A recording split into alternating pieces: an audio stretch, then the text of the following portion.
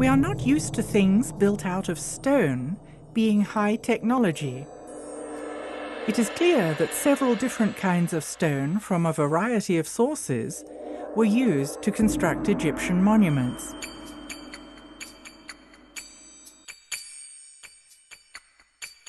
Did the distinct qualities of the stones serve a special purpose?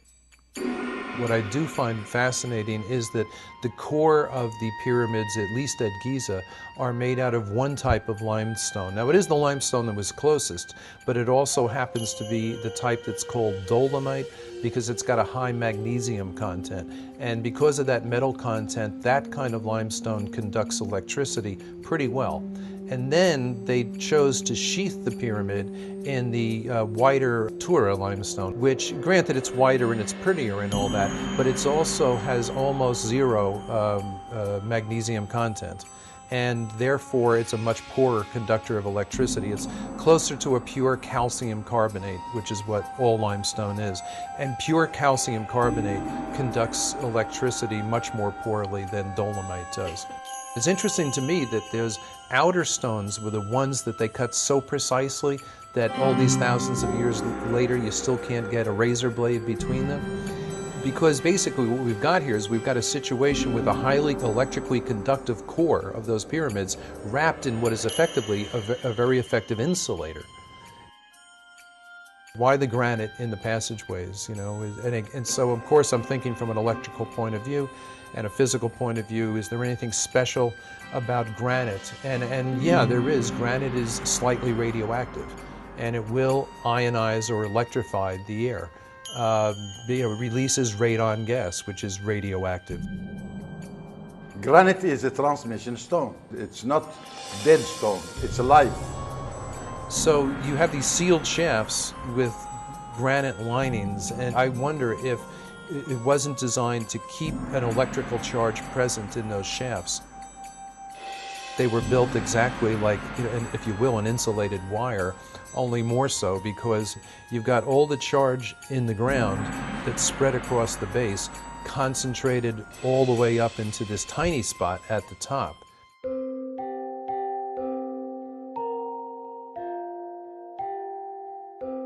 We find similarities in three different constructions. The one at Giza here, Valley Temple, and one at Abydos, and another one abroad in England, the Stonehenge. Same material being constructed with, the Stonehenge. Same material being constructed with, and same way and same technique. But the construction there, it's built in addition to have the water, because it's water bed. It's a huge water bed and it's still working, still producing water. In Egypt, you do have a similar situation to England in that you have limestone aquifers under the monuments.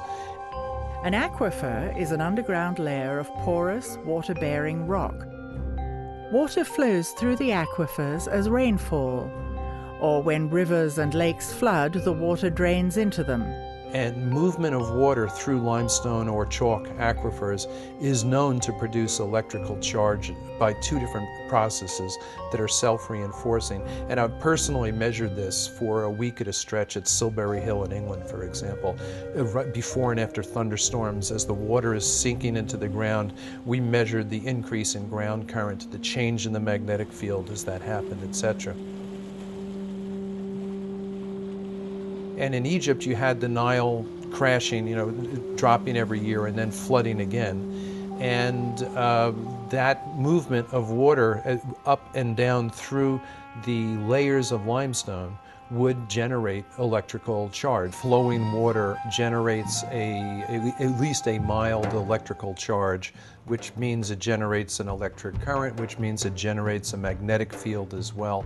So if you were looking to give an electrical charge, a little boost to, say, a mound or something like that, it makes a lot of sense to have it at a minimum running water.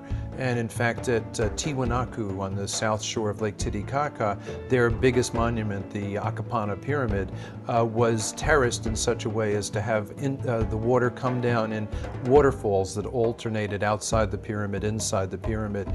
But that kind of falling water generates enough electric charge that one of the common school physics experiments is you can, in your own sink at home, if you can divide the stream of water coming out of your faucet into two separate streams, you can take a little LED indicator light and put it between the streams, and it'll generate enough electricity that maybe every 20 seconds or so the light bulb will come on. And then the question is, did some of those layers of limestone run up the Giza plateau? And they did, and they did, come up to the surface underneath where some of the pyramids are located. Maybe that's when the ionized air in the granite shafts and galleries could help keep the process going, if you will. I tend to wonder if the electrified shafts might not have been able to act in a similar fashion to your car battery when you come to a stoplight. Normally, your battery is not being used when you're driving your car. The alternator provides all the juice.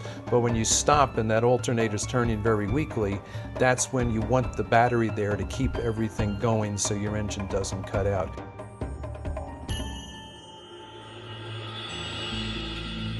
So you've got this concentration of negative charge from the ground at the peak of the pyramid or mound, and a concentration of positive charge above it. And if those two become strong enough, you can start to get brush discharge, which would mean it would glow, like ball lightning, for example. It's a theory. Why in the Great Pyramid is there no frescoes, there's nothing, no decorations at all? Now, some people have proposed the idea that the pyramids are actually energy machines. And so I liken this to the fact, like, you wouldn't put a decoration inside your oven. I was talking with a woman who had spent some time in the Great Pyramid, and her comment was, it felt like I was in a machine. She said it was not like this, oh, it's a wonderful shrine. She said it felt very functional. In fact, she made a comment that I actually think is probably right on. She said, I felt as